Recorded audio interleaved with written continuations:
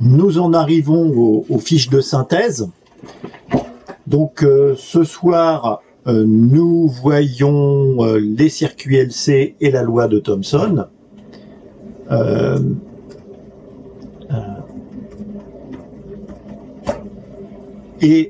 Donc si vous voulez plus de détails, c'est la deuxième vidéo du chapitre 4, donc la vidéo 4-2. C'est la page 59, je crois, du cours. Je me demande, ouais, c'est la page 59 du cours, donc au format PDF. Et ici, vous avez le cours au format HTML, donc en ligne, mais c'est la même chose. Voilà. Dans la vidéo, à la fin de la vidéo de la 4.2, il y a toute une partie où on décortique un circuit LC et on regarde comment il fonctionne avec un oscilloscope. Donc ça peut être aussi intéressant. On verra pas évidemment cette partie-là dans le cours parce que c'est pas complètement, enfin même si le sujet est au programme de l'examen, tout ce que l'on voit autour de cette manipulation dépasse largement le programme. Donc là, on va s'attarder aux questions, enfin aux formules et aux questions qui sont posées à l'examen. Et évidemment, il n'y a pas de manipulation, ce n'est que de la théorie, il n'y a pas de pratique. Alors, je mets en route mon Discord de ce côté. Hop, toc. Si ça veut bien partir. Voilà, regardez le streaming. Et c'est parti. Voilà, donc on avait vu la semaine dernière les circuits RC, donc résistance condensateur, et en fait un circuit LC, c'est la même chose, sauf qu'à la place de la résistance, on va mettre une bobine.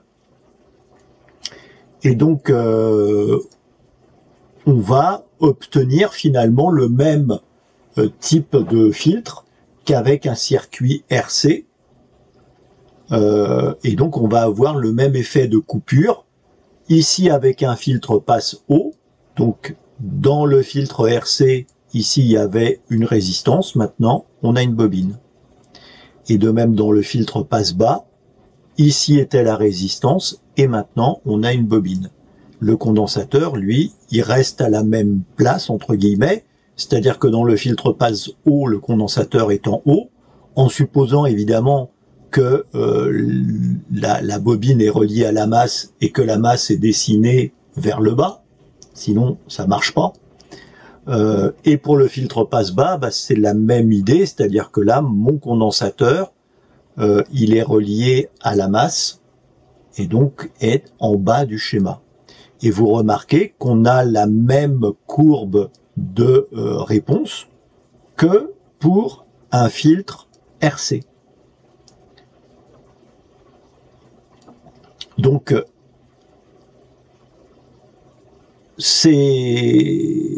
donc ils ont un effet de coupure, comme les filtres RC, et la coupure, la fréquence de coupure est définie par la loi de Thomson, puisque, alors là c'est un peu le même esprit que la semaine dernière, c'est-à-dire qu'on dit que la coupure, c'est lorsque les deux impédances de la bobine et du condensateur sont égales. Et donc ZL égale ZC égale ZL. Donc si je développe ZC, ça me donne cette expression mathématique-là, ZL, cette expression mathématique-là, et quand on mélange le tout pour isoler la fréquence, eh bien la fréquence c'est 1 divisé par 2pi racine carrée de LC. Voilà, donc bon, si vous voulez développer ça, vous regardez dans le cours, mais ce qu'il faut se souvenir, c'est cette formule.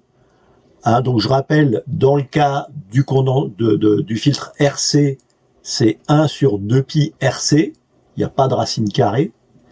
Et quand on a une bobine et un condensateur, les deux, dans ce cas-là, on prend la racine carrée de L multiplié par C. Bon, donc 1 sur 2pi, racine carrée de L divisé par C, ou 1 sur 2, ou 1 divisé par 6,28, si on veut pas taper 2pi, tape 6,28, multiplié par racine carrée de L multiplié par C. Il faudra faire attention avec les calculettes sur la manière dont la calculette interprète la racine carrée. Donc ne pas éventuellement oublier de mettre une parenthèse. On verra ça plus en détail quand on verra avec la calculette.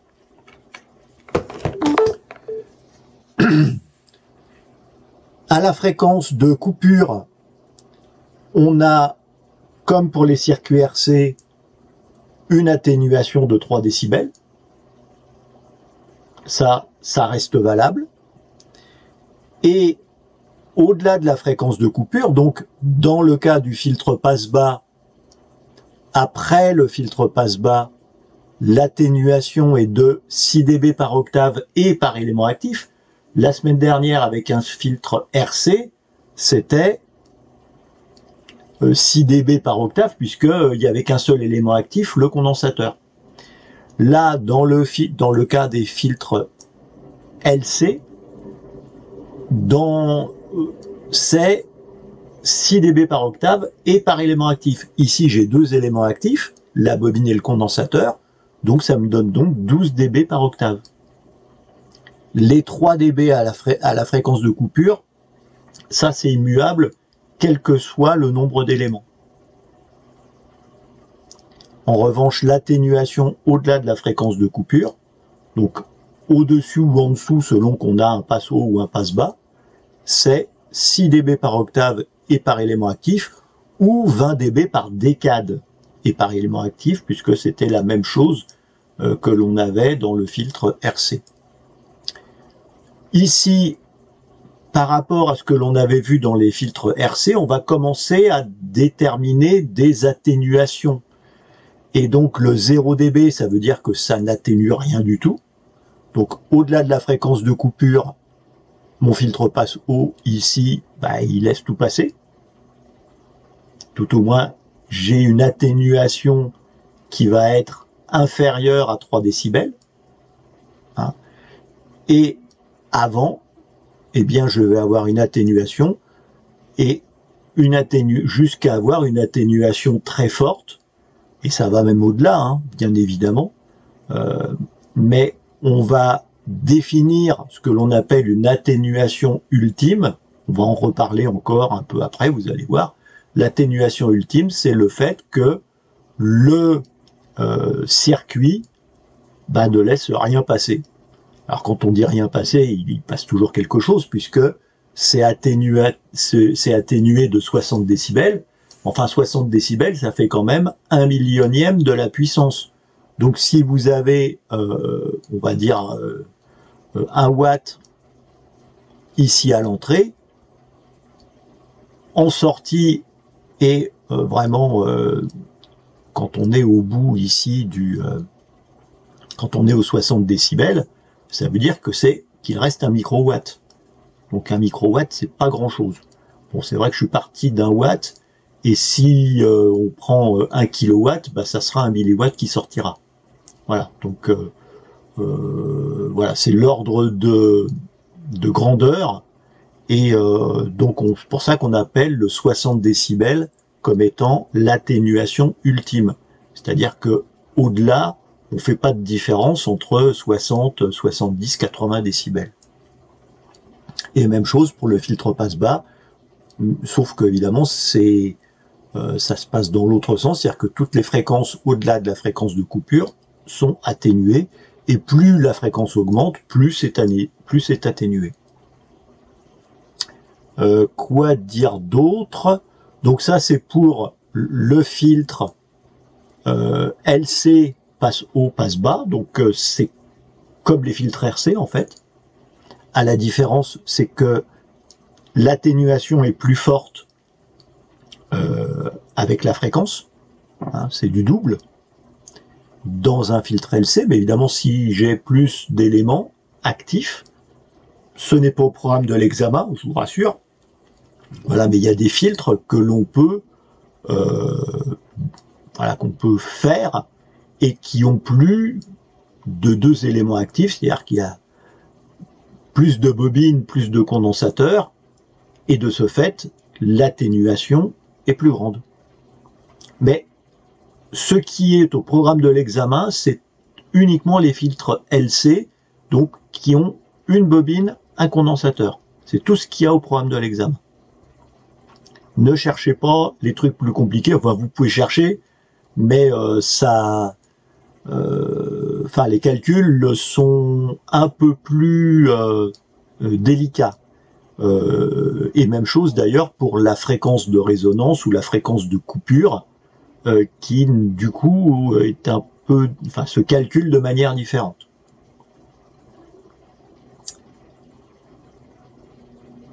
Une autre manière de monter ma bobine et mon condensateur, c'est de mettre soit la bobine et le condensateur en série, et donc ça s'appelle un filtre passe-bande, parce qu'il laisse passer une fréquence, et le filtre parallèle, qui a un autre nom qui est plus courant dans le langage radioamateur, c'est le filtre bouchon. Bouchon parce qu'il bloque une fréquence. Et quand on regarde son impédance, en fait l'impédance, donc la résistance finalement, qui varie en fonction de la fréquence, donc l'impédance à la fréquence de résonance, la fréquence de résonance étant toujours la même ici, fréquence déterminée par la loi de Thomson. Donc ça, on va utiliser encore une fois la même formule, 1 sur 2pi racine carrée de LC. Pour mon filtre série, le courant à la fréquence de résonance va être maximum. Et le circuit ne va avoir aucune impédance, c'est bien qu'il va laisser passer la fréquence de résonance sans l'atténuer du tout. C'est ce que veut dire ici mon schéma. Donc mon 0 dB est ici, et donc on voit bien la fréquence de résonance, fréquence oscillation si on veut, FO. J'ai une atténuation de 0 décibel, donc j'ai une impédance nulle. C'est comme ici si j'avais un court-circuit. Et dès que je m'éloigne de la fréquence de résonance, eh bien, j'ai une atténuation qui est de plus en plus importante. Enfin, plus je m'éloigne de la fréquence de résonance, plus l'atténuation est importante. Pour arriver, quand je suis assez loin de cette fréquence de résonance, à mes moins 60 dB, donc de réjection ultime. Ça, c'est pour mon filtre série. Pour mon filtre bouchon, c'est l'inverse. C'est-à-dire qu'il va bloquer une fréquence, enfin la fréquence de résonance, il va la bloquer en me donnant une impédance infinie, donc une réjection ultime de 60 dB et même plus. En fait, c'est comme ici à la fréquence de résonance si le circuit ici était coupé. Ici, à la résonance court-circuit, ici, le circuit est coupé. Comment ça marche? Eh bien, en fait, à la fréquence de résonance, la bobine remplit le condensateur. Une fois qu'il est rempli, ça repart dans l'autre sens à travers la bobine et ça vient remplir la deuxième partie du condensateur. Et si ce mouvement-là se fait au rythme de la fréquence que l'on applique ici au circuit, eh bien, il n'y a rien qui sort, puisque tout va rester ici à passer d'un côté et de l'autre, sans rien ressortir de l'autre côté du filtre. Et là, à la résonance, qu'est-ce qui se passe? C'est que la bobine remplit le condensateur au rythme, ici, du courant à la fréquence de résonance. Et de ce fait, on a l'impression ici que tout va passer, tout va être en court-circuit. Donc ici, court-circuit, ici, le circuit est coupé. Et évidemment, dès que je m'éloigne de la fréquence de résonance de mon circuit bouchon, eh bien, je vais avoir moins d'atténuation, puisque j'ai une partie du courant qui va s'échapper du circuit bouchon. Voilà. Donc deux circuits, série bouchon, qui vont fonctionner finalement de manière similaire, si ce n'est que c'est juste l'inverse, quoi. En tout cas, la fréquence de résonance, si L et C ont la même valeur ici et ici, la fréquence de résonance sera la même. Et selon ce que l'on veut faire, selon que l'on veut bloquer une fréquence ou au contraire laisser passer une fréquence, et ben on fait un circuit comme ça ou un circuit bouchon, enfin un série ou un bouchon, un parallèle. Voilà, donc ça c'est la théorie. La pratique, c'est un peu plus compliqué. Donc, encore une fois, il y a pour cette partie de ce chapitre, encore une fois, c'est la loi de Thomson pour les deux parties, donc le filtre passe-haut, passe-bas, ou les filtres série parallèle. C'est toujours la même formule. Je vous ai mis aussi la formule simplifiée, mais qui simplifie pas toujours. Donc si on utilise la fréquence en mégahertz, la bobine en micro-henry et le condensateur en picofarad, on peut utiliser cette formule-là, mais je suis pas certain que ce soit plus facile. Vaut mieux utiliser la formule de base, évidemment, en utilisant les multiples et sous-multiples.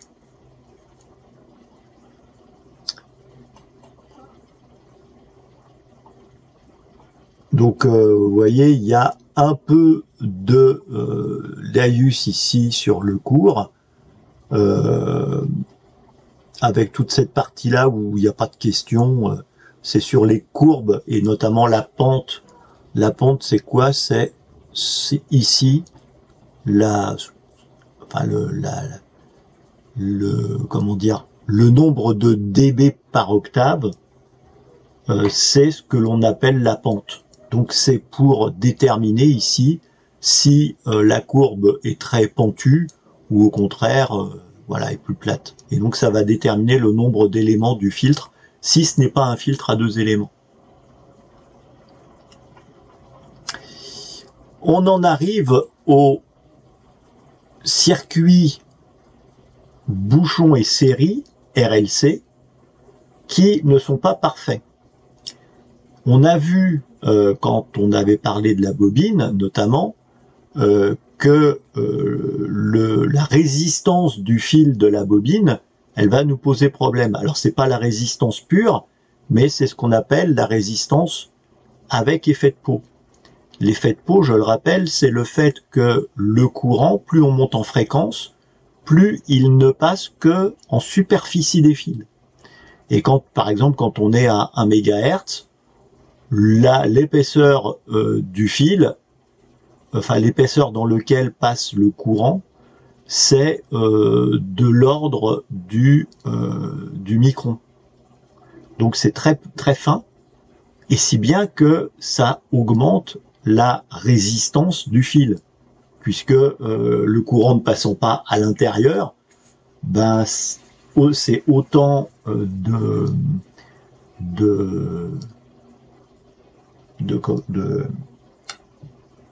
sections de fil qui n'est pas utilisé par le courant, et donc ça augmente la résistivité. Et quand on a une bobine qui fait 1 ou 2 ohms, eh bien, il est assez courant, quand on monte en fréquence, que la résistance augmente. Et même ça marche, enfin c'est quasi systématique. Alors, autant ça ne pose pas de problème avec les filtres passe haut et passe bas, parce que ça va changer un tout petit peu la pente de mes filtres, mais c'est pas gênant en tant que tel. En revanche, ça va nous poser des gros problèmes dans les filtres bouchons et les filtres série, puisque mon impédance qui devait être nulle ici pour mon circuit bouchon et nulle pour mon circuit série et infinie pour mon circuit bouchon, eh ben, elle est plus nulle ou infinie, elle sera soit plus importante que 0 ohm, ou plus faible que l'infini. Et tout va dépendre finalement de cette petite résistance ici, que j'ai mis exprès en pointillé pour vous montrer que c'est une résistance parasite.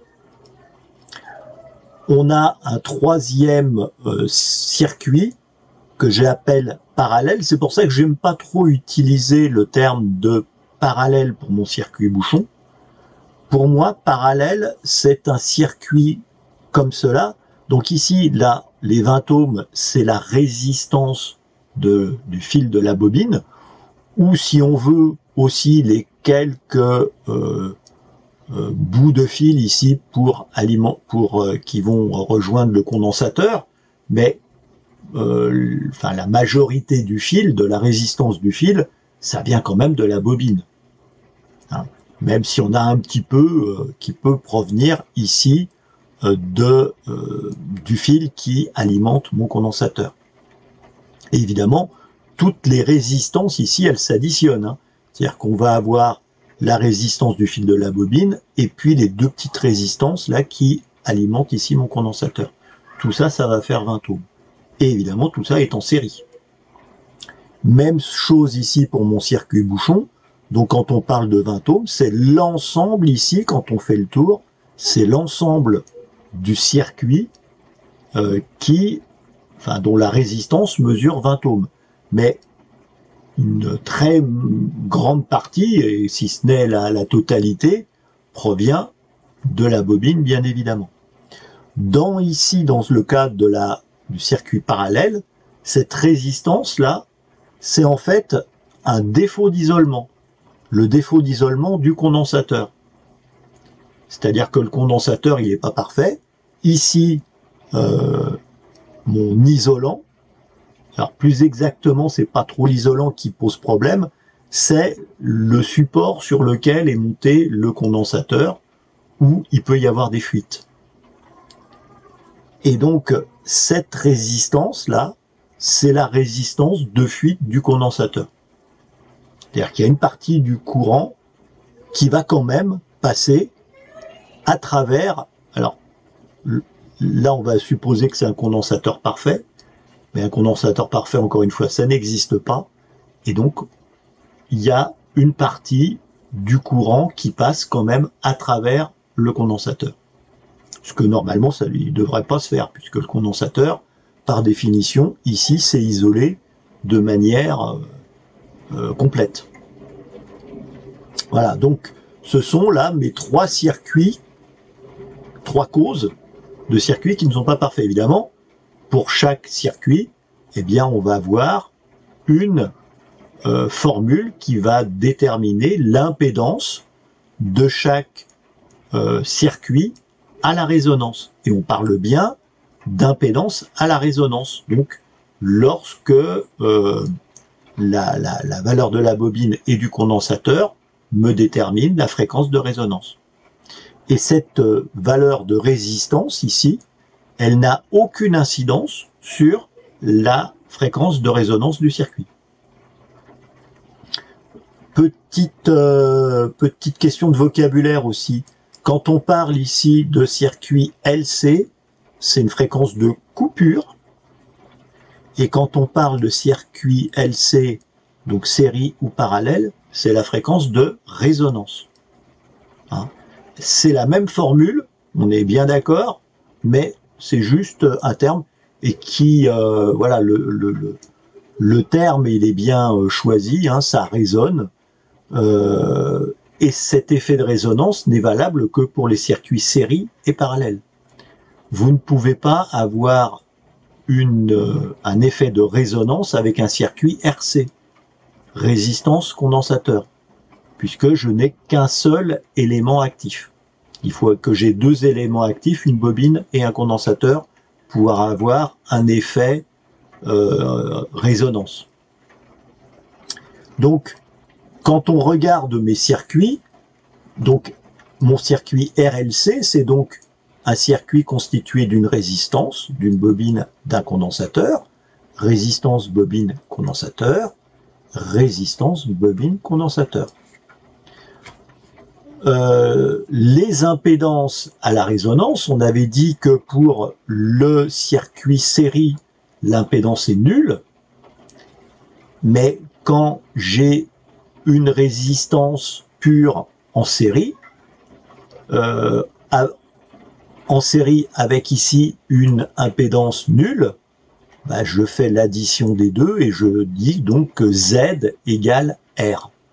Donc à la résonance, mon circuit série, enfin l'impédance de mon circuit série n'est pas nulle, mais est égale à la résistance. Pour mon circuit parallèle, ici, le couple là, bobine-condensateur, c'est une impédance infinie que je mets, donc c'est comme si c'était coupé, et donc ici j'ai en dérivation une résistance ici de 12,5 kΩ, donc l'impédance de ce circuit parallèle, c'est égal à la valeur de la résistance, puisque ici c'est supposé avoir une impédance infinie, ce qui veut dire que c'est comme si le circuit était coupé ici avec la bobine et le condensateur. Le cas tordu avec la formule à connaître, autant celle-là, bah, c'est assez... faut se souvenir que Z égale R. Alors, à l'examen, il n'y a aucune question sur le circuit parallèle. Toutes les questions sont posées sur le bouchon ou le série. Mais voilà, j'ai mis tous les cas de figure. Le circuit parallèle n'est pas... j'ai jamais vu de question dessus. Par contre, j'ai déjà vu sur le circuit bouchon et le circuit série. Mais ça, finalement, c'est un circuit bouchon un peu particulier, puisque, encore une fois, c'est une résistance un défaut d'isolement. Mais toutes les questions d'examen vont porter ici sur un schéma de ce type-là ou un schéma de ce type-là. Et donc, pour l'impédance de ce circuit bouchon, il y a une formule, c'est Z égale à L divisé par C multiplié par R. Voilà, c'est ça à apprendre. Les deux autres ici, enfin celle-là, il n'y a pas de question dessus, mais celle-ci, bah, vous l'apprenez, voilà, enfin vous l'apprenez, elle est logique en même temps.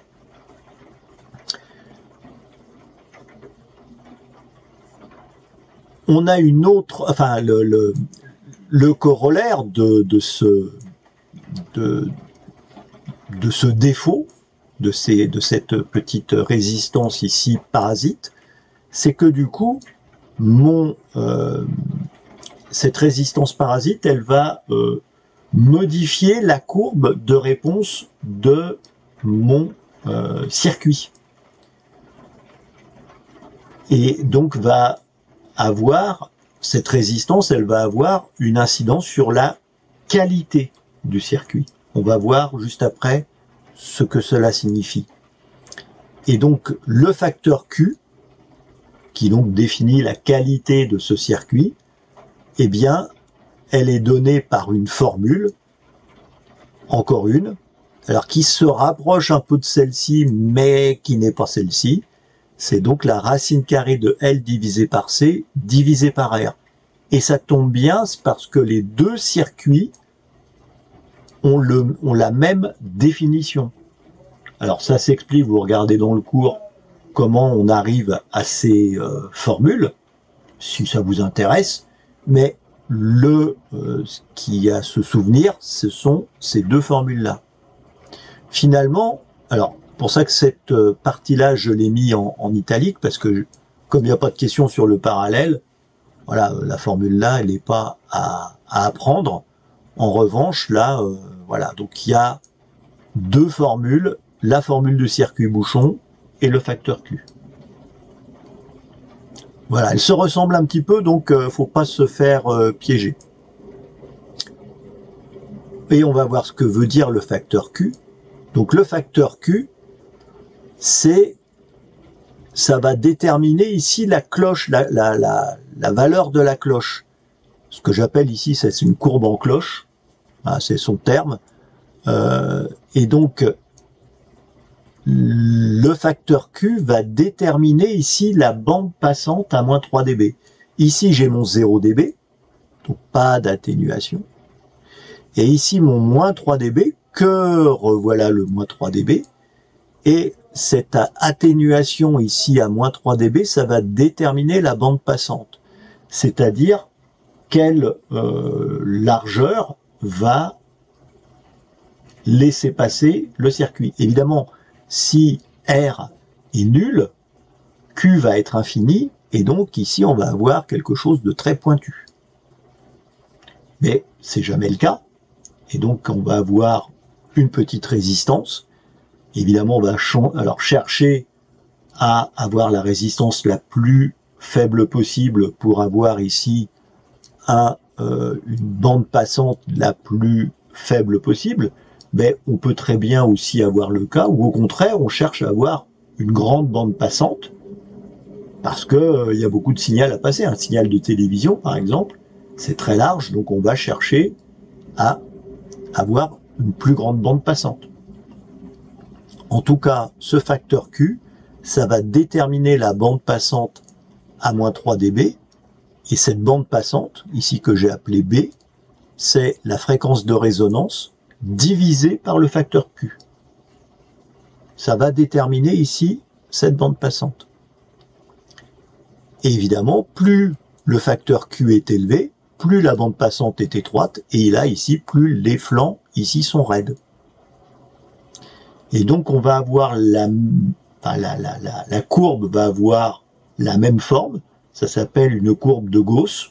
C'est une courbe mathématique qui s'appelle une courbe de Gauss. Et cette courbe de Gauss, elle va être plus ou moins ici pointue en fonction du facteur Q. Donc il y a quelques questions qui vont tourner autour de ce truc-là. Et puis, alors donc ça c'est valable quand j'ai un circuit LC, enfin RLC, avec une seule cellule, donc une bobine à condensateur. C'est ça qu'on appelle une seule cellule. Il n'y a qu'un seul ensemble, bobine condensateur. Lorsqu'on a plusieurs cellules, donc on a notamment un circuit constitué de plusieurs circuits LC en série ou avec des montages complexes de bobines et de condensateurs, on va définir la qualité, on parle plus de facteur Q, on va parler d'autre chose, et on va parler notamment de taux de sélectivité ou de facteur de forme. Donc là, par exemple, là, ce sont deux circuits LC que j'ai mis l'un derrière l'autre, légèrement décalés en fréquence, ce qui va me permettre comme ça d'avoir une bande passante un tout petit peu plus large que mon circuit LC normal. Ah, ici, ça me double presque la bande passante. Donc là, la première courbe, là, c'est mon premier circuit LC. La deuxième courbe, elle est légèrement décalée, et la grosse courbe en vert un peu plus gras ici, c'est la courbe de réponse du filtre qui est constituée donc de deux filtres unitaires. Voilà. Et là, du coup, je peux plus définir un facteur Q. Par contre, je vais définir soit un taux de sélectivité ou un facteur de forme. À chaque fois, je vais avoir la bande passante à moins 3 dB. Ça existe toujours. Et je vais mesurer ma réjection ultime à moins 60 dB. Et mon taux de sélectivité, c'est donc le rapport de cette bande passante ici, de cette fréquence, de cette largeur de fréquence ici, divisé par la largeur de fréquence que j'ai ici. Donc la réjection ultime. Ça, c'est le taux de sélectivité, c'est un pourcentage, et donc c'est inférieur à 100. C'est un taux de sélectivité, donc il faut dans la fraction mettre le plus petit en haut et le plus grand en bas. Et si je retourne ma fraction, c'est-à-dire le plus grand en haut et le plus petit en bas, j'ai l'inverse du taux de sélectivité, et ça s'appelle le facteur de forme. Je vous rassure, les 3/4 des questions à l'examen portent sur le taux de sélectivité. J'en ai vu très peu sur le facteur de forme. Voilà, mais les deux termes existent, et généralement, ce qui est plutôt utilisé chez les professionnels et chez les radioamateurs, c'est plutôt le taux de sélectivité.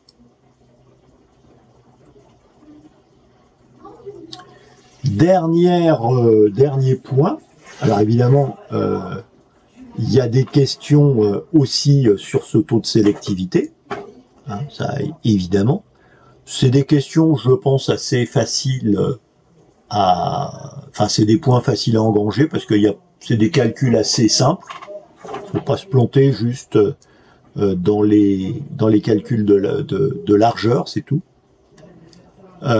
Et dernier point, alors là, je vous recommande peut-être de faire des impasses là-dessus, parce qu'il y a des questions. Alors, en fait, l'idée, c'est d'essayer de déterminer ma résistance, donc cette fameuse petite résistance là, que je suis infoutu de mesurer, puisque l'ohmmètre, il va me permettre de mesurer quelque chose, mais à en courant continu. Or là, mon problème, c'est que la résistance, elle va augmenter avec la fréquence, et j'ai pas vraiment beaucoup de moyens pour mesurer cette résistance. En revanche, j'ai des moyens de la calculer. C'est-à-dire que si j'arrive à calculer le facteur Q, à mesurer plutôt le facteur Q, il suffit que je regarde ma largeur de bande passante à moins 3 dB, et là, automatiquement, j'ai mon facteur Q, puisque j'ai aussi ma fréquence de résonance. Donc ça, j'ai mon facteur Q, j'ai le valeur de la bobine et de mon condensateur, ça, je peux le mesurer. Donc j'ai L, C et Q, et donc j'en détermine la valeur de R. Donc de cette résistance parasite qui, finalement, qui ne fait que de bouger. Donc ça, c'est pour un circuit bouchon ou un circuit série, c'est la même formule. En revanche, pour le circuit parallèle, c'est une formule différente. Elle est, au lieu de diviser par Q, c'est multiplié par Q. Voilà, qui permet de calculer cette résistance parasite du circuit parallèle. Je l'ai rajouté là, mais il n'y a pas de question dessus. Les seules questions portent ici sur cette formule pour le circuit bouchon. Et je peux aussi calculer l'impédance de mon circuit, évidemment à la résonance. Et donc, dans ce cas-là, j'utilise cette formule-là. C'est l'impédance à la résonance. Et ça, c'est valable pour le circuit bouchon, puisque dans le circuit série, je rappelle quand même que à la résonance, Z égale R. Et R, on vient de le calculer, il est là. Voilà, donc je vous ai mis les formules qui vont bien pour chacune ici, chacun des montages, sachant que les questions à l'examen, ça porte essentiellement sur ce montage-là.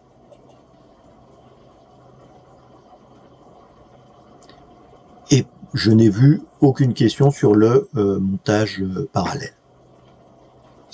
Voilà, donc pour la partie cours, alors, toc, on va mettre ça comme ça. On va passer maintenant à la partie des examens. Alors,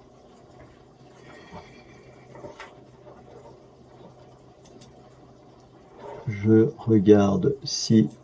Non, j'ai pas de questions, donc tout va bien.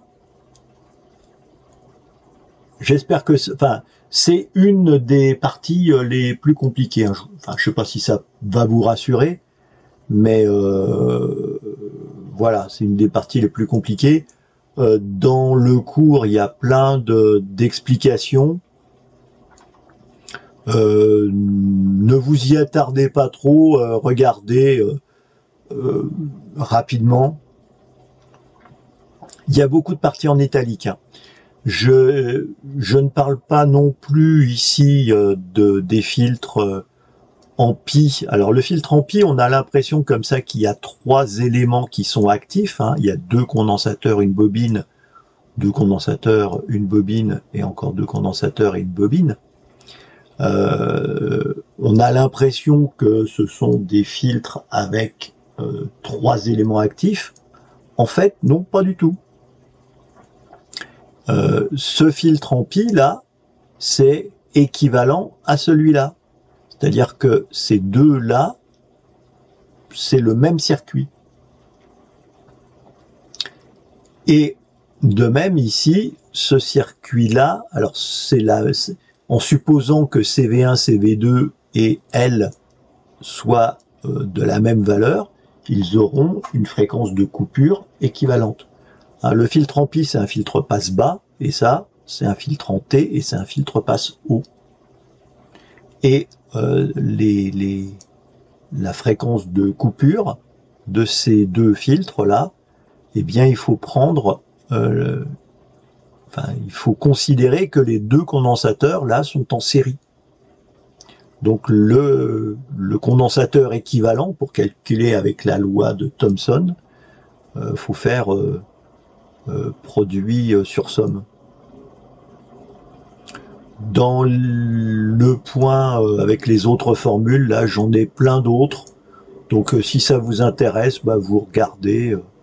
C'est toutes les explications des variantes pour passer de l'un à l'autre. Et pour l'explication du facteur Q aussi, la mesure du facteur Q, vous allez regarder la vidéo avec la manip de la soirée.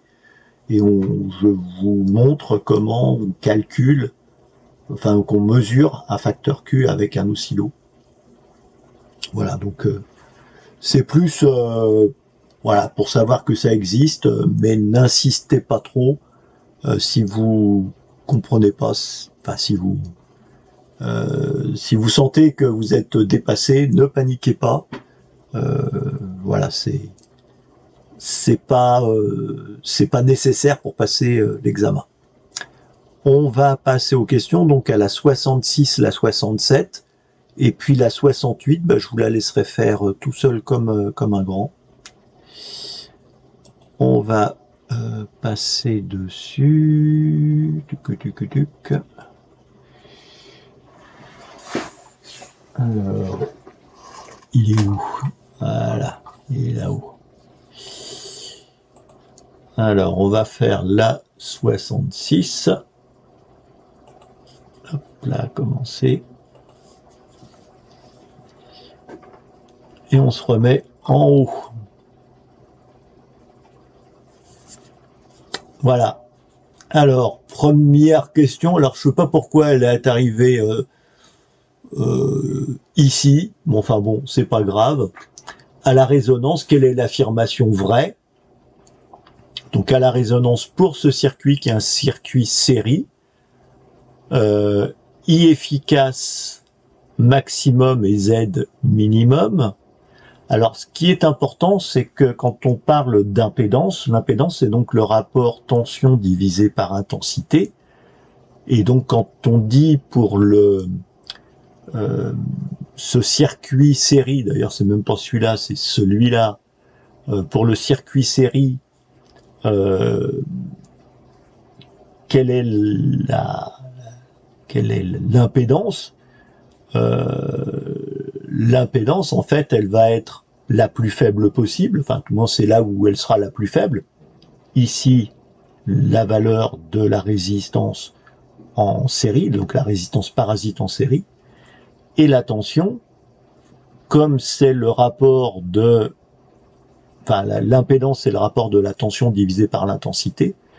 C'est à cet endroit où l'intensité sera le maximum. Hein, puisque Z, enfin, Z égale U sur I. Si I est le maximum, Z va être le minimum. Donc ça ne... Enfin, la manière de formuler n'est pas extraordinaire, mais voilà, c'est la réponse, puisque l'impédance n'est pas au maximum.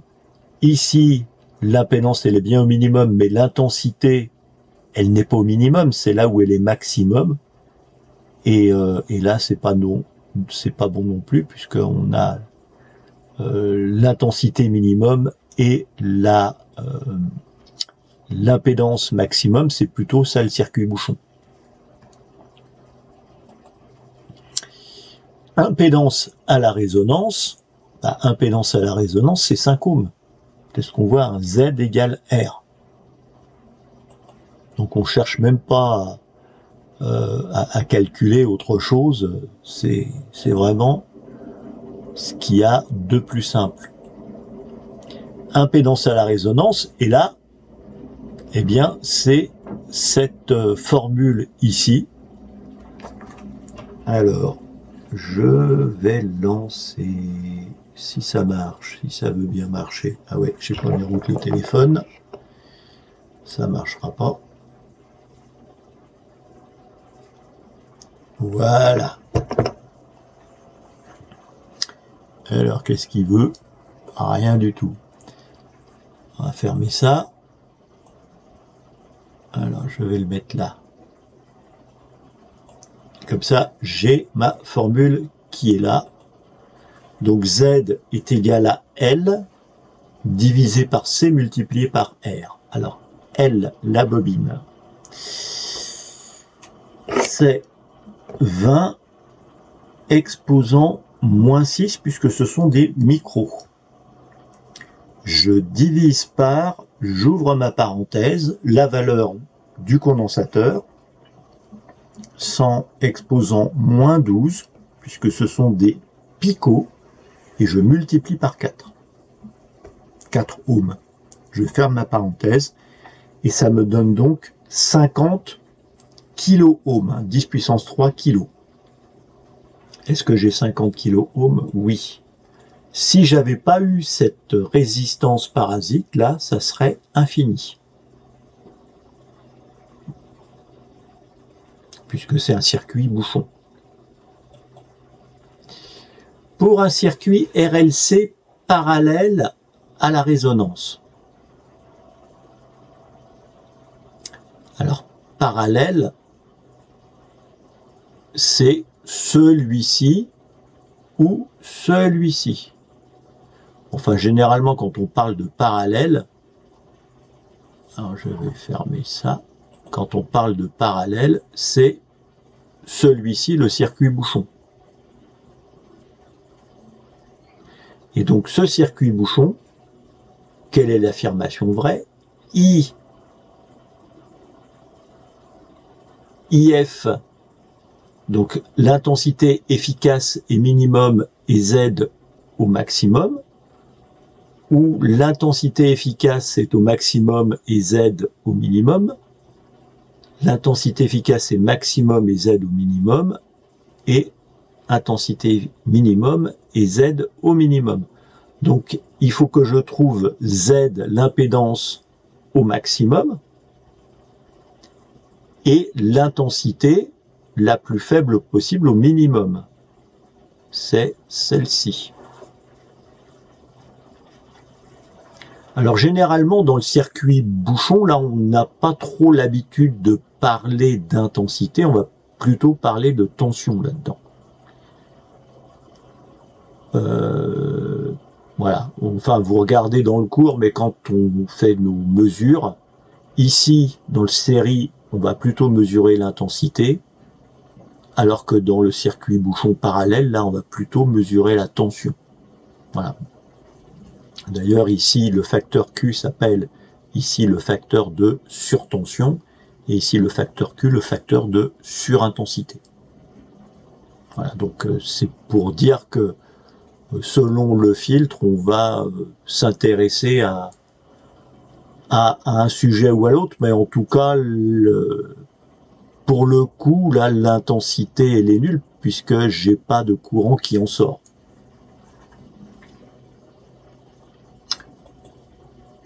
Quelle est l'impédance à la résonance de ce circuit? Oh, ben voilà, ça recommence.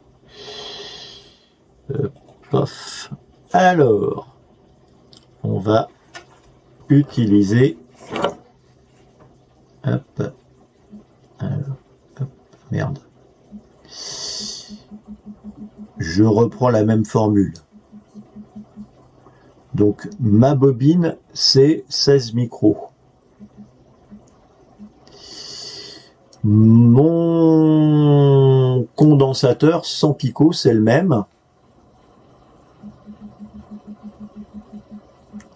et là, la valeur de ma résistance, c'est 20. Voilà, 8 kOhm. 8 kOhm est évidemment pas infini.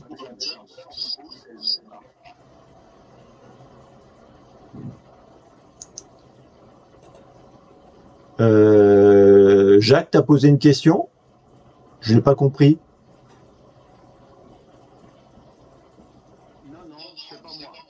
Ah bon, d'accord.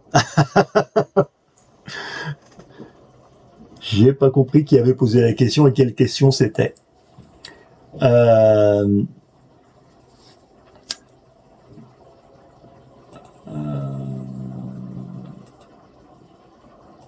Donc on continue. Là j'ai répondu. Ah, et encore une question similaire. Voilà, donc on reprend le même truc. Alors, donc c'est 4,7 micros. 4,7. Mon condensateur, c'est plus 30, c'est plus 100 picofarads, c'est 33.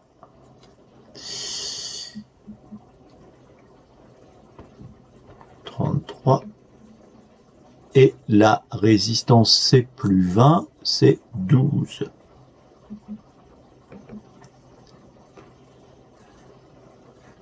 Alors, 11,9 10 puissance 3. Ah, c'est pas ça la question. N'importe quoi. Fréquence de résonance. Donc, on change de formule là. Hein, c'est plus l'impédance à la résonance, c'est la fréquence de résonance. La fréquence de résonance, la valeur ici de la résistance ne sert strictement à rien. Donc, alors, hop, on y va. La formule, c'est donc 1 divisé par, j'ouvre ma parenthèse, 6,28 multiplié par racine carrée. Ma racine carrée s'est ouverte. Et là, je fais 4,7 exposant moins 6 multiplié par 33 exposant moins 12, puisque ce sont des picofarads et des micro-henry. Vous remarquez ici, sur ma calculette, mon trait ici de la racine carrée va bien jusque là. Donc tout ça c'est sous la racine carrée. Mais sur certaines calculettes, il va falloir, notamment les Casio FX92, il va falloir mettre une parenthèse au départ et fermer la parenthèse. Là, ce qu'il me reste à faire, comme j'ai ouvert une parenthèse au début, il faut que je ferme ma parenthèse. Donc il a fallu que j'aille un tout petit peu plus loin pour fermer ma parenthèse. Et vous voyez, la parenthèse, elle est plus sous le trait ici de la racine carrée. Donc là, c'est exactement ce que je veux faire. Et la réponse, c'est 12,786 mégas. J'ai 12,8 mégas. Donc ça me va bien. Là, j'aurais dû revenir un peu en arrière pour trouver ma loi de Thomson. J'aurais dû d'ailleurs la mettre là, pour qu'on ait ici la loi de Thomson. Donc les 2π, là on peut le mettre aussi 2π si on veut s'amuser. Alors, et ça doit pas changer grand chose. Delete, delete. 2 fois le nombre pi, il est là. Ah, le nombre pi, il est là. Donc il faut faire fonction seconde et ici appuyer sur le pi. Et vous voyez, ça donne plus, je crois que c'était 786. Maintenant, ça donne 2,7795. Ça ne change pas grand-chose, puisque c'est toujours 12,8. Voilà, donc autant mettre 6,28, ça va plus rapide à taper que de faire 2 fois pi.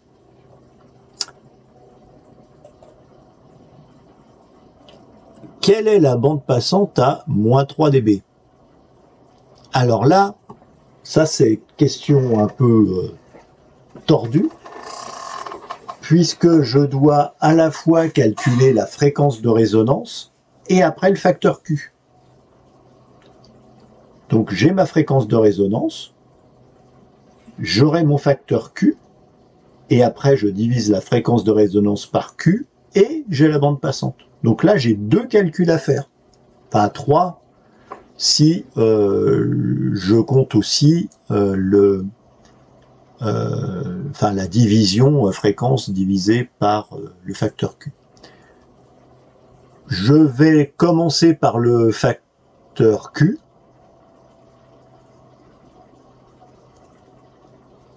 Et je ferai ma fréquence de résonance, ou l'inverse, n'importe. Allez, soyons fous, on va commencer par la fréquence de résonance. Hop là, okay. Je supprime ça. Et la fréquence de résonance, donc c'est 1 divisé par 6,28 multiplié par racine carrée de 16 micros, 16 exposant moins 6, multiplié par 100 exposant moins 12 pour les picofarads. Ça me donne 4 mégas. Enfin, 3,98, je sens que la NFR va m'arrondir ça à 4 mégas. On garde le 4 mégas en tête. On va maintenant calculer le facteur Q. Le facteur Q, il est là. Z égale à L divisé par C, facteur Q, il est là. L divisé par, enfin, racine carrée de L divisé par C divisé par R. Alors, racine carrée de L. 16 exposant moins 6 divisé par C, 100 exposant moins 12. Donc, ça c'est la première partie de la formule, racine carrée de L divisé par C, racine carrée de L divisé par C.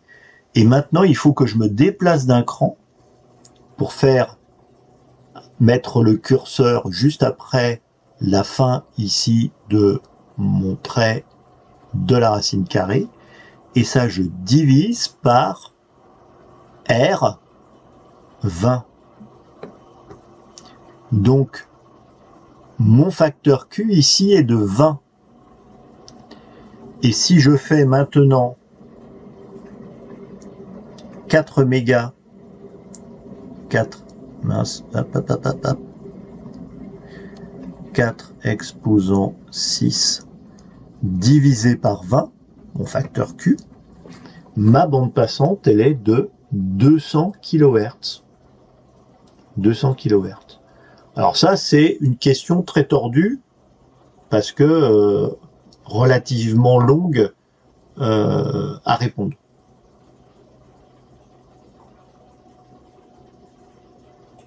On continue.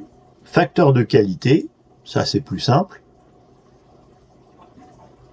Le facteur de qualité, donc Q, c'est la racine carrée de L divisé par C divisé par R. On refait la même manip. Donc racine carrée de L, 20 exposant moins 6 divisé par C, 500 picots. Donc exposant moins 12.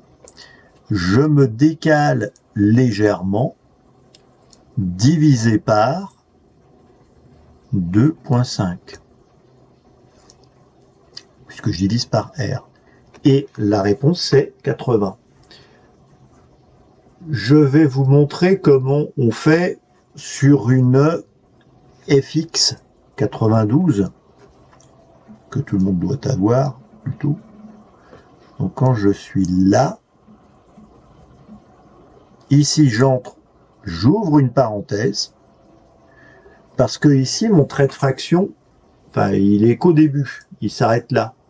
Et donc il faut que je lui dise où s'arrête mon trait de racine carrée. Pas mon trait de fraction, le trait de racine carrée. Et donc là, à la fin, je mets ici la deuxième parenthèse, enfin la fin de la parenthèse, pour dire c'est la fin de ma racine carrée. Donc ça, c'est la syntaxe que l'on doit utiliser avec la FX92. Et avec ma jolie calculette, là, ça se fait tout seul, puisqu'elle me dit qu'elle va jusque là. Sinon, ça marche pas. Et donc, ça me fait 80.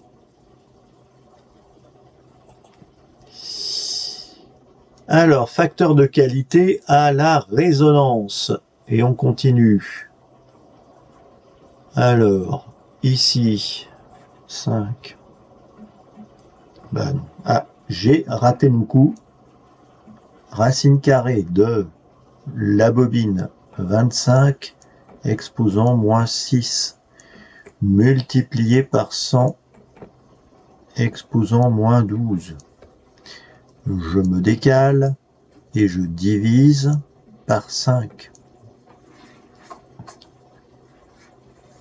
Alors, qu'est-ce que c'est qui va pas? Ouais, j'ai multiplié, ça va pas aller. Delete, diviser, ça sera mieux. Donc la réponse est 100, comme indiqué ici. Quelle est l'affirmation vraie? Un meilleur facteur de qualité influe sur la largeur de bande. Ça, c'est quand même pas mal. On va ramener ça ici. Le facteur de qualité, donc le facteur Q, influe ici sur la largeur de bande, puisque si Q est important, ici, ma bande passante, elle est plus étroite. Et mes flancs ici sont plus raides. Un meilleur facteur de qualité influe sur la sensibilité. Là, ça ne joue absolument pas sur la sensibilité de mon circuit, ça veut rien dire ça. Un meilleur facteur de qualité influe sur la puissance du signal.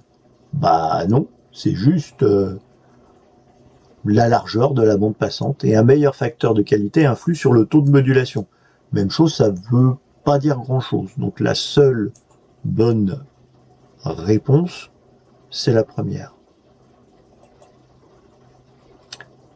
Alors, calcul du facteur Q. Ah, ça c'est l'inverse. Puisque là, j'ai une fréquence de résonance, F0, là, qui est là. Et j'ai la bande passante, donc ici. Donc, le facteur Q, c'est quoi? C'est la fréquence d'oscillation divisée par la bande passante. C'est-à-dire que je prends cette formule-là, et si j'inverse dans je fais une transformée ici de formule, et si j'ai donc B égale F, fréquence d'oscillation ou fréquence de résonance divisée par Q, Q est égal à la fréquence de résonance divisée par la bande passante. Donc je reprends ma calculette.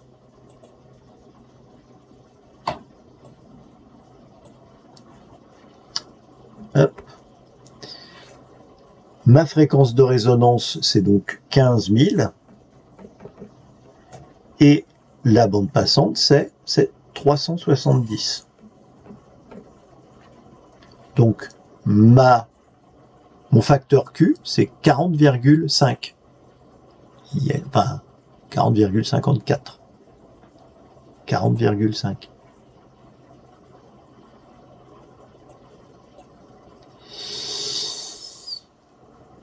Bande passante. Ah, alors là, bande passante. Donc il faut calculer ici la fréquence de résonance que je diviserai par 150, puisqu'on me dit Q égale 150, et ça me donnera ma bande passante. On y va, on calcule la fréquence de résonance. 1 divisé par, j'ouvre ma parenthèse, 6,28, multiplié par racine carrée de L 10 micro Henri, donc 10 exposant moins 6, multiplié par 10 picofarad, 10, oula, 10 exposant moins 12, je ferme ma parenthèse, mais ça ne doit pas me générer de problème. Donc ça me fait 15,9 mégas. Je divise ça par mon facteur Q, 150. Et la bande passante est donc de 106 kHz. 106 kHz, ouais, j'ai 107 là. Essayons avec 2π, voir si c'est ça.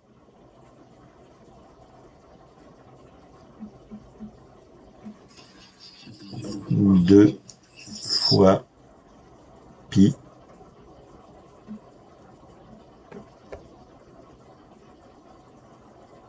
Ouais, bah c'est pareil. Donc c'est pas 106, c'est 107. Enfin, moi je trouve 106. La réponse étant 107, on va prendre celle-là. Suivant.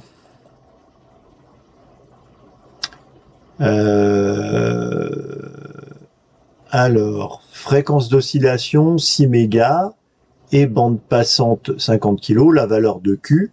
Donc là, on revient à ce qu'on a déjà vu, c'est-à-dire que le facteur Q, c'est la fréquence d'oscillation divisée par la bande passante. On a déjà vu cette question. Elles sont un peu dans le désordre, hein, là. Donc 6 exposant 6 divisé par 50 kg, 50 exposant 3. Et ça me fait 120.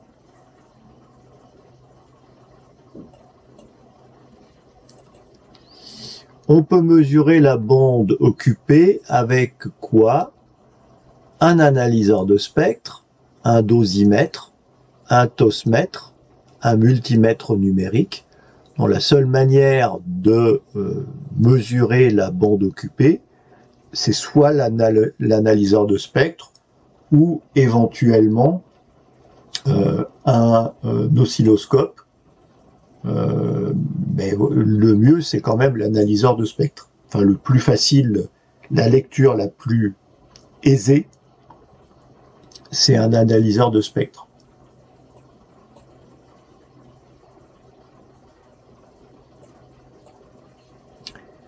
Alors, méthode de sélectivité. On en arrive à ces questions là autour du taux de sélectivité.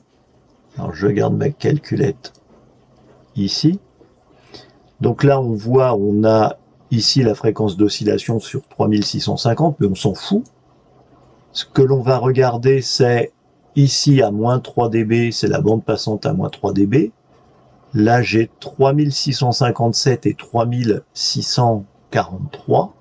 Alors, pour faire l'écart qui est entre les deux, soit on le fait de tête, mais voilà. Pas aussi facile que ça, 14. Et on regarde la réjection ultime, et la réjection ultime, là, il y a 100. On va supposer que c'est des kilohertz. Hein. Donc c'est 14 divisé par 100. 14 divisé par 100, c'est 14%.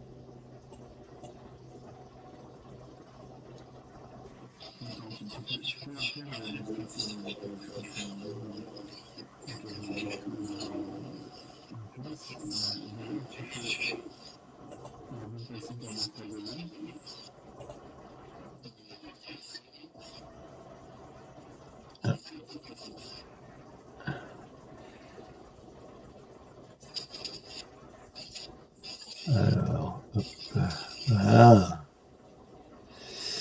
Qu'est-ce qu'il y a? Hop. Taux de sélectivité ici. Donc, autre question. J'ai pas la fréquence centrale, mais on s'en fout. Ici, entre les deux, j'ai 12, je suppose, des kilohertz. Mais bon, ça peut être n'importe quoi. J'ai 12 entre les deux. Et ici, j'ai combien? Oula, 1890, 1790. Je sens arriver le 120. 1890 moins 1770. Ça me fait 120. Donc c'est 12 divisé par 120. 12 divisé par 120, ça me donne donc 10%.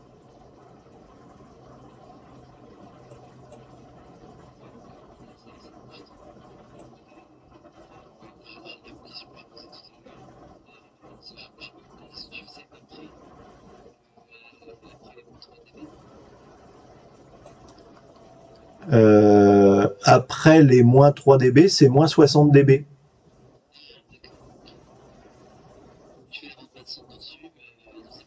Ouais.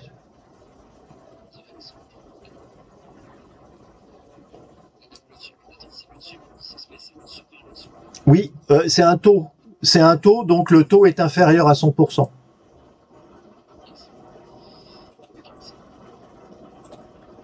C'est un taux, donc le taux est systématiquement inférieur à 100%. Donc c'est le plus petit divisé par le plus grand. Faut pas chercher des fois des trucs compliqués. Alors, ici, 3615 à 3585. Donc ici, j'ai 30 entre les deux. Et là, 3650 à 3550, j'ai 100. Donc ça me fait 30%. Je ressors pas la calculette là, mais bon, Ouais, là, il n'y a pas besoin. là, il n'y a pas besoin. Encore un. Il y en a plein, hein. Donc là, 20 entre 3610 et 3590, et entre 3650 et 3550, c'est 100, donc ça me fait 20%. Alors là, c'est un taux de sélectivité. Donc c'est l'inverse. C'est l'inverse. Donc là, c'est 3000, donc c'est 100 divisé par 20. Là, j'ai pas de pourcent. C'est pour ça que j'aurais dû tilter. J'ai pas de pourcent là, donc c'est un taux de sélectivité, un facteur de sélectivité, donc c'est l'inverse. Donc c'est l'inverse d'un vingtième, donc c'est 5. Et le piège, c'est qu'évidemment, il y a 20. Ok, oui. Quelle est l'utilité d'un nom de maître? Alors, ça c'est une très bonne question. Alors, un nom de maître, alors ça s'adresse à ceux qui ont plus de 50 ans d'activité dans le monde de la radio. Alors c'était un appareil de mesure dans le temps qui permettait d'estimer la fréquence de résonance d'un circuit. Donc c'était une bobine et un condensateur avec un petit galvanomètre dont l'aiguille commençait à bouger un petit peu à la fréquence de résonance. En fait, quand le circuit oscillant résonnait, il y avait de l'intensité dedans, et ce que mesurait mon galvanomètre, c'était le courant qui passait dans le circuit. Donc, c'était un truc qui permettait de se donner une idée sur la bande sur laquelle on était. C'est déjà... en fait, c'est un grid deep encore plus rudimentaire, pour ceux qui connaissent le grid deep. Donc, il mesure avec précision la puissance de sortie de l'émetteur. Précision, on va pas dire ça. Il indique la fréquence de résonance d'un circuit. Ça me semble pas mal. Il mesure avec précision la force d'un champ électromagnétique. Alors là, avec précision, au secours. Il mesure la fréquence avec précision, encore moins. Donc voilà, il indique la fréquence de résonance. Donc en fait, ça permettait juste, en clair, de savoir sur quelle bande on émettait. Et à l'époque, c'était déjà très bien. Voilà. Mais en tout cas, l'onde-mètre n'est plus... si vous en trouvez, c'est des trucs qui ont au moins 50 ans. Et qui n'existent plus de nos jours. Quel est le type de ce filtre? Donc ça, c'est un filtre RL. Et moi, je l'aurais pas classé là-dedans. Parce que, normalement, c'est les filtres LC, donc c'était plutôt de la semaine dernière. Et donc ça, c'est un filtre passe bas à moins 6 dB par octave.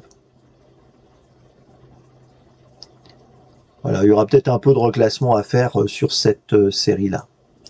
Est-ce qu'on est bon? On est bon. La deuxième série, ça va être la série numéro 67 et on va recommencer depuis l'origine. Hop, commencer. On va se prendre la synthèse. Alors, ma petite loi d'Ohm, que revoici, que revoilà. Alors, calculette. Donc là, calculer U. La pile ici ne sert à rien, c'est juste pour montrer ici que c'est un générateur de courant continu, c'est tout ce que ça sert à faire. Et la formule ici, c'est évidemment celle-ci, U égale RI. R 150 multiplié par I, 60 exposant moins 3. Et donc ça me fait 9, et donc 9 volts. Ah, j'applique ma loi d'Ohm bête et méchante, là. Puissance dissipée dans R. Alors, là, j'ai quoi? J'ai R, I et P. Donc, je me décale. R, I et P. Donc là, j'ai tout ce qu'il me faut. P égale R multiplié par I au carré.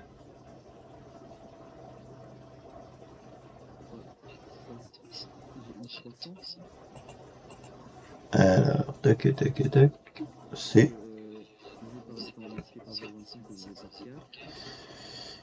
En fait, c'est d'où... Voilà, tu fais 1200 multiplié par 0,5. Et si on veut faire les choses bien, on met le carré.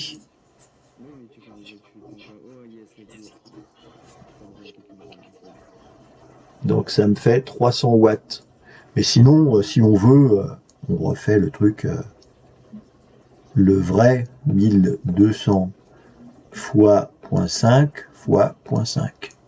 Et c'est pareil, ça donne 300. Ben voilà, tout le monde a la touche carré, mais bon...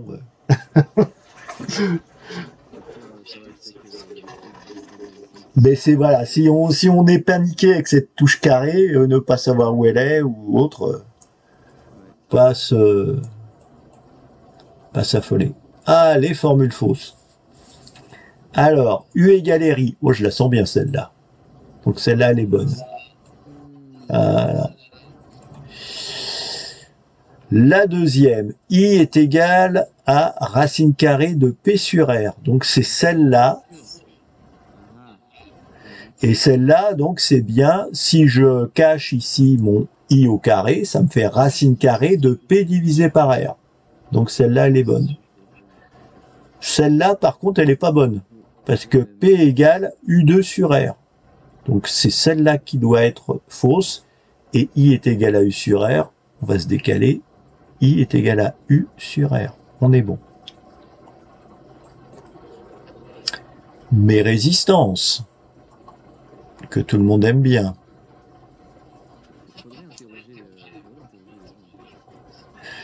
Violet, 5. 7, pardon, 7 violet. Orange, 3. 730 parce que marron, 1. Donc il y a un 0 derrière. Ça me fait 730. Bleu, orange, orange, bleu 6, 6, 3, 3, donc 63 kilos. 63 kilos. Orange, bleu, bleu, orange 3, 6, 6, donc 36 mégas.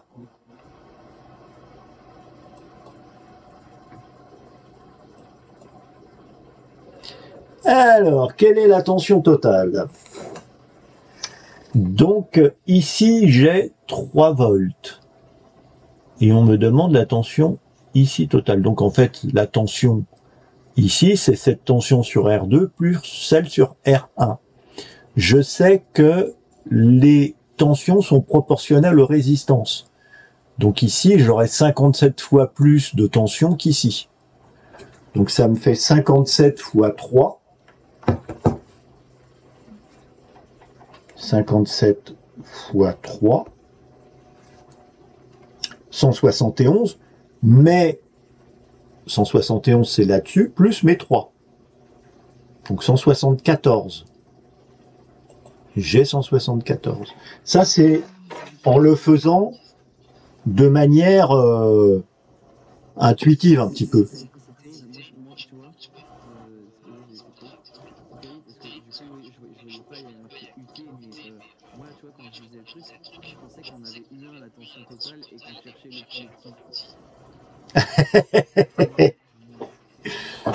Alors, autre manière aussi de voir les choses. Alors, attends, j'ai pas mis la calculette là. Hop, touc.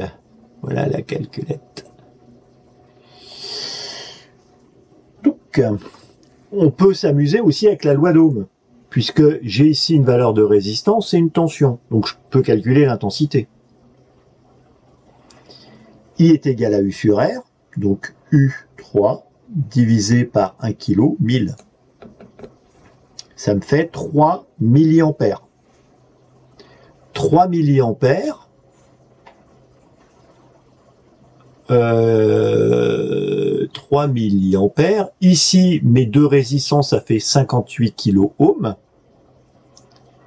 58 kilo-ohms. Et U est égal à R multiplié par I. Donc la résistance 58 kilo-ohms multiplié par mes 3 milliampères, ça va me donner ma tension.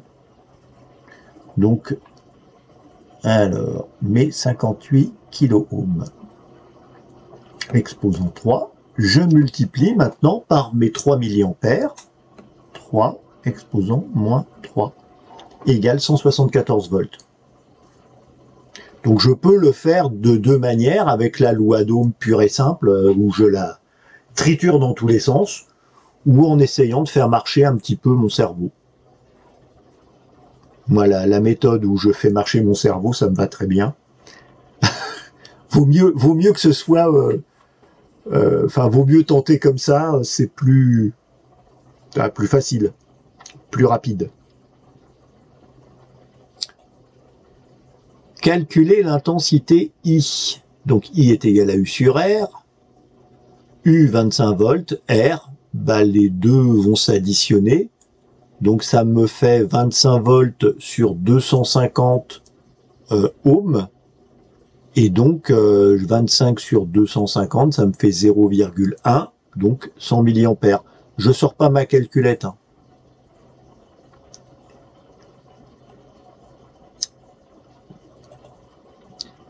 Quelle est l'intensité I? Alors on va la faire, alors celle-là un peu tordue, mais on va essayer de le faire de manière intuitive. Donc j'ai 60 milliampères en tout qui passe, et ça se coupe en deux. Une partie dans une résistance de 2 kilo-ohms, et l'autre partie dans la résistance de 10 kilo-ohms. Je sais que l'intensité est répartie inversement proportionnelle à la valeur des résistances. Donc dans cette résistance de 2 kilo-ohms va passer 5 fois plus de courant que dans celle-là. Donc j'aurai ici 5 sixièmes du courant et ici 1 sixième du courant. 5 sixièmes de 60 milliampères, ça me donne 50 milliampères. Évidemment, c'est pas marqué, mais j'ai 0,05 ampères. Allez, on continue. Pulsation d'un signal de 250 Hz. Donc la pulsation, c'est 6,28.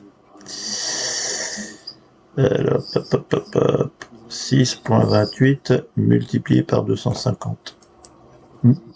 1570. Alors, ce sont des radians par seconde, bien évidemment. C'est pas indiqué, mais voilà. La pulsation d'un signal de 50 Hz, donc 6,28 fois 50, 314.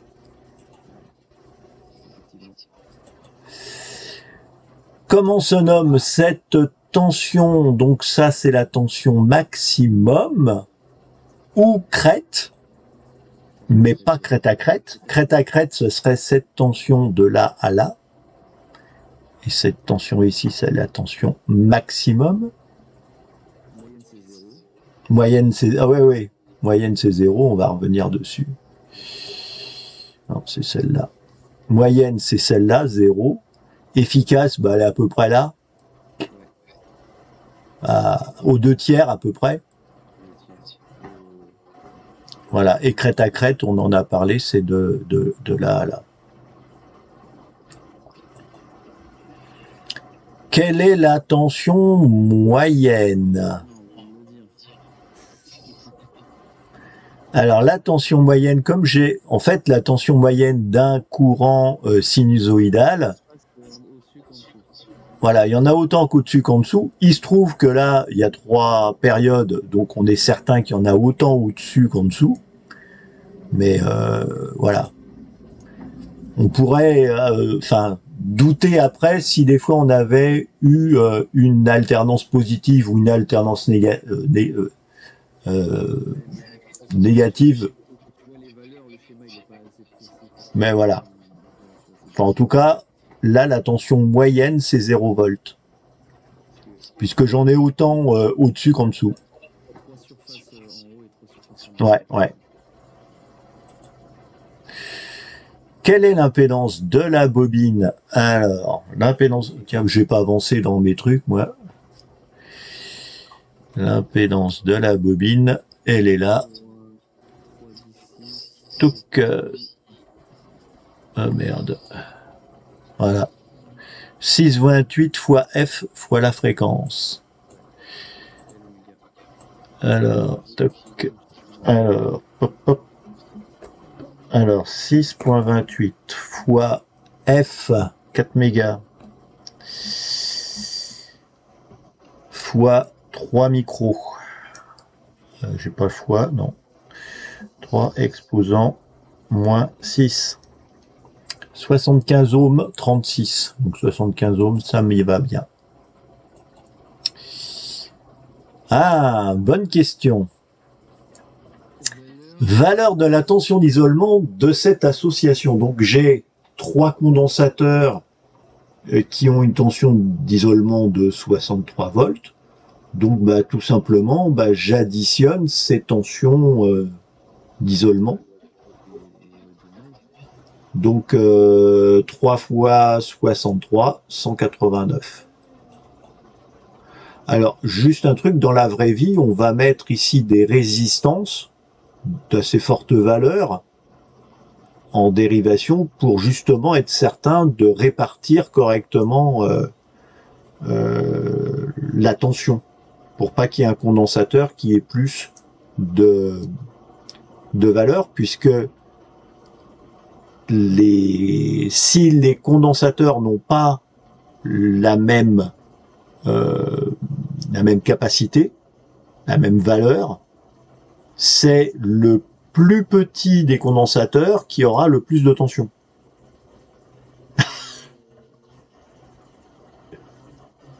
Quand ils sont en série comme ça. Ça, c'est le truc à la con, ça. Donc, il suffit qu'il y ait un condensateur qui est mal vieilli, qui est donc sa valeur qui est diminuée. Il va sauter le premier parce qu'il va avoir atteint sa tension d'isolement.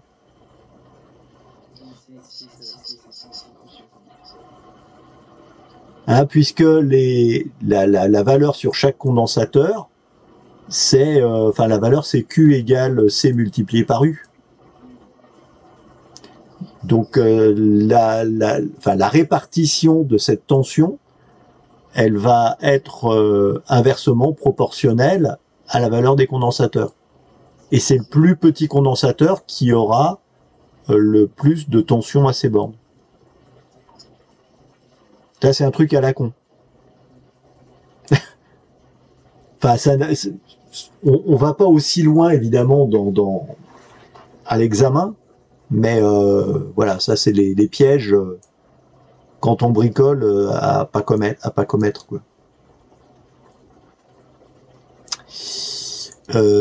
Soupe. Alors, mes transfos, le truc que tout le monde aime bien. Ils sont où mes transfos? Hop.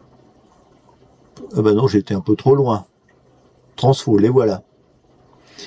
Donc, sur l'histoire des transfos, donc l'intensité au secondaire, elle est inversement proportionnelle à la tension. En fait, pour le transformateur, on va supposer qu'il est parfait, c'est pas indiqué, mais il doit être parfait. Donc la puissance que j'ai au primaire, elle est restituée au secondaire. Ici, j'ai 200 watts au primaire, et pour que j'ai 200 watts au secondaire, la seule solution, c'est d'avoir 4 ampères, puisque la puissance, c'est la tension multipliée par l'intensité. Je peux dire aussi que l'intensité est inversement proportionnelle à la tension. Et donc là, de ces 2 ampères, j'arrive à 4 ampères. Alors, c'est quoi, attends, c'est quoi ce bordel là?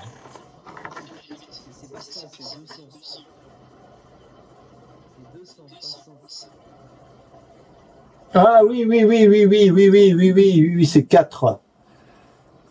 Donc c'est 4, c'est 8 ampères. C'était... et puis on peut aussi utiliser mon joli tableau là qui est un peu compliqué, mais on a les tensions et les intensités. Donc l'intensité au secondaire IS, c'est égal à la tension au primaire multipliée par l'intensité au primaire divisé par la tension au secondaire.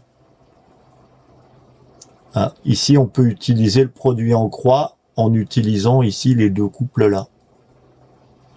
Et là, si je fais ça sur ma calculette, ça me fait donc, alors, tension au primaire 200 multiplié par l'intensité au primaire 2 divisé par la tension au secondaire 50. Et ça me fait 8.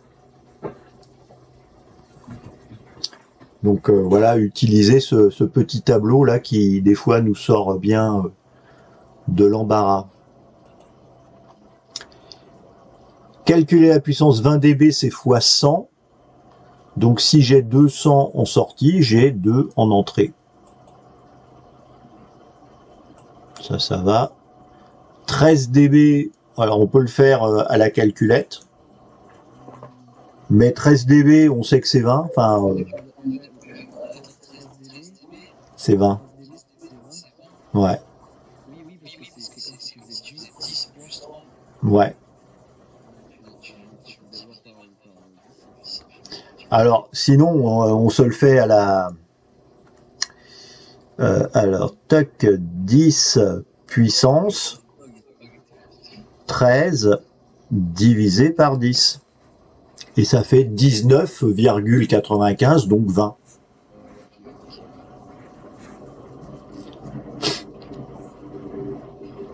Euh, 20 fois 4, 80. Oula. Alors ça, c'est un filtre RC. C'est un filtre passe haut. Ok. Donc sur ce filtre passe haut, j'ai 4 volts en entrée. Quelle est la tension en sortie, sachant que j'ai une fréquence ici de 100 MHz. Donc ce que je vais faire, je vais calculer ici la fréquence de coupure de ce joli circuit, et puis essayer de me démerder avec ça. Voir ce que ça me donne déjà. La fréquence de coupure de ce circuit, donc c'est 1 divisé par, j'ouvre ma parenthèse, 6,28, multiplié par R16, multiplié par C, 100 picofarad, donc exposant moins 12. Je ferme ma parenthèse, et ça me donne donc 99,2 kHz. Donc on va dire 100... pardon, c'est pas des kilohertz, c'est des mégahertz, c'est 10 puissance 6. Donc je suis grosso modo à la fréquence de coupure. À la fréquence de coupure, je sais que mon atténuation, elle est marquée là. Mon atténuation, elle est de 3 décibels à la fréquence de coupure. Mais mon atténuation ici, elle est en volts. Enfin, je pars de volts et non pas de puissance. Et donc, je pars, du coup, de cette jolie formule de gain en... Voilà. Donc, ce qu'il faut faire, comme je suis à la fréquence de coupure et que j'ai une atténuation de 3 décibels en volts, donc je fais 10 puissance, 10 puissance, j'ouvre ma... non, c'est bon, moins 3 puisque c'est une atténuation, divisé par 20. Et donc, je multiplie par 0,707. Je multiplie après, alors attends, je prends mes 4 volts, je multiplie pour mon atténuation, et ça me donne donc 2,83 volts, donc 2,8 volts. Là, il y a un peu de boulot, hein. Enfin, on sait, quand on est en tension, que moins 3 dB, on multiplie par 0,707. La racine de 2. Enfin, racine de 2 sur 2.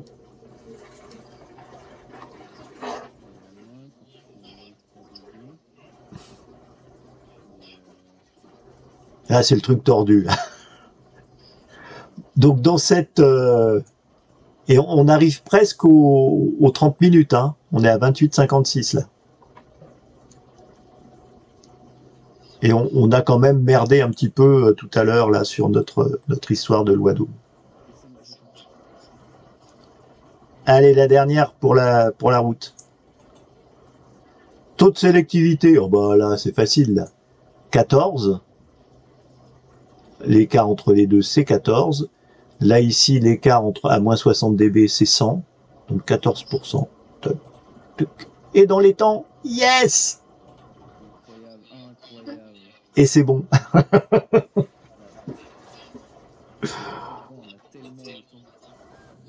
Exactement. Bon, allez, bonne semaine à tous et à la semaine prochaine. Bye bye.